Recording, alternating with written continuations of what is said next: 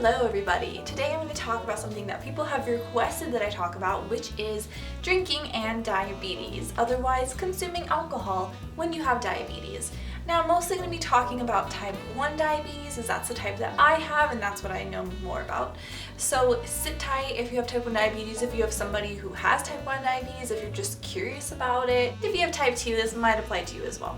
Here's the huge thing about drinking and diabetes. People think you can't do it. This is not true. You can absolutely drink when you're diabetic. You just have to do the same things everyone else does, which is be responsible, be careful, have a friend help you along if you need to, don't drink too much, don't make yourself sick, don't drive. Remember that you must be 21 years of age or older in the US to drink, so I'm not condoning drinking at a younger age than that. I'm not sure what all of the different ages are in different countries, but I'm talking about the US here, so yeah. Now that I'm 21 and I'm able to legally drink, of course I want to look up on my phone when I have a drink to see how many carbs it is to make sure that I'm still doing okay and I'm not just filling my body up with pure poison that's going to send me into a diabetic coma. First time I did this, I believe I was having, what was I having? Let's just say for the sake of this that I was having a tequila shot to celebrate something, and maybe for a lot of you that sounds like really intense. I live in New Mexico, so we love tequila here.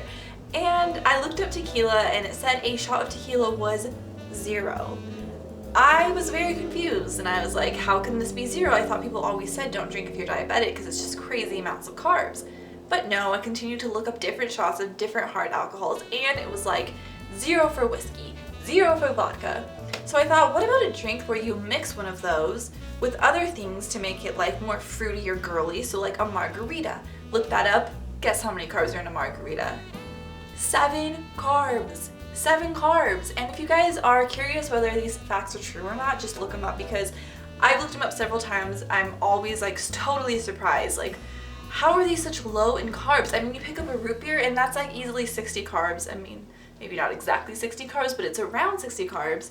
So you're worse off drinking soda than you are alcohol. It's just the same thing as anything else you're going to put into your body that has carbs, is you're going to give yourself the right amount of insulin for however many carbs you're taking in. The one thing I would say that is different though is that the more you consume alcohol, obviously the drunker you will become. And then you might forget to check your sugar. You might forget that you need a little bit of insulin. You might forget your nighttime insulin if you're on Lantus or Levemir or whatever if you're not on a pump. You might forget to change your pump if you have to, because that's the number one thing, is that it's going to change how you think. It's going to change your judgment. And that's what's so worrisome about diabetics having alcohol in their system. But it isn't so much that it has so many carbs and that's gonna make you have really high blood sugars. I mean, if you're drinking a ton and a ton and a ton, yeah, that's a problem. But that's a problem even if you're not diabetic, right? You're diabetic, just get your facts straight, make sure you know how many carbs you're putting in your body, give yourself insulin if needed. Obviously, if it's 0 carbs, don't give yourself insulin because then you're probably gonna go low and that would just be worse. If you're gonna drink lots of fruity drinks though, make sure you have an idea of how much sugar is in that. And also make sure you have a friend that knows that you're diabetic, that, you know, maybe after a couple drinks will say, hey, maybe you should check your sugar or check on the status of your pump or whatever it is that you need to do. And you should be fine. I think the huge thing that people probably associate with it is the fact that alcohol, especially like beer and stuff, has a lot of calories in it. And when you are a type 2 diabetic, you're a little bit more concerned about calories, maybe, than a type 1 diabetic would be. And I'm not saying that everyone should have the idea of a type 2 diabetic as just like a huge, obese, unhealthy person, but I am saying that a lot of times weight is a factor when it comes to type 2 diabetes, so the calories then are an issue. For someone like me who tends to be underweight, I don't have to worry about the calories as much. So for me, it's all about the carbs. So that's what I was talking about in my diabetics and snacking video, which I will leave a link in the description box to. I talk about eating things like meat because it has lots of calories and no carbs. So really just do what is good for your body. Enjoy yourself, but don't go crazy. And I would say that to anyone, regardless of whether they have diabetes or not. But remember, the fact that it is alcohol does not mean that it's going to put a diabetic into some sort of perilous situation. So if you're a friend of someone and you're drinking with them in college or however old you are, hopefully I'm saying you better be of age to drink, don't worry about it too much, but still worry about it because of the fact that it is alcohol, if that makes sense. So I am going to just, in the description box, list just a couple of like different types of alcohols that people might drink and just have the carb count next to it so you guys can see what I'm talking about and see like in comparison to things like juices and sodas, cakes, sugary cereals, how low it actually is.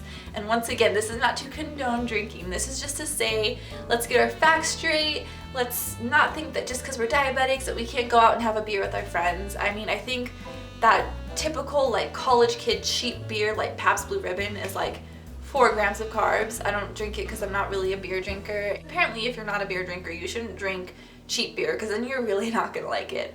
But it still is not that high in carbs. It would be if you drank like 200 of them, but then you're just gonna be passed out at that point.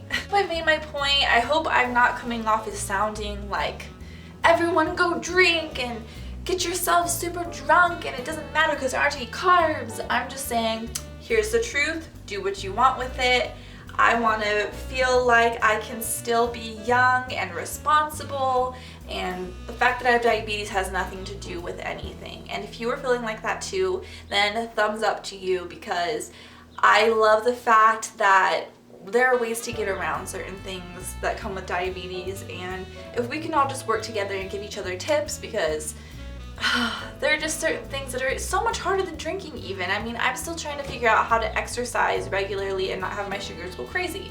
So that's just an example of how there are just so many different things that we have to apply your diabetes to. And when there are things that have misinformation, or when people are going around saying like, can you really drink because you're diabetic? I want to be like, cut that information out of everything, because I'm telling you the truth.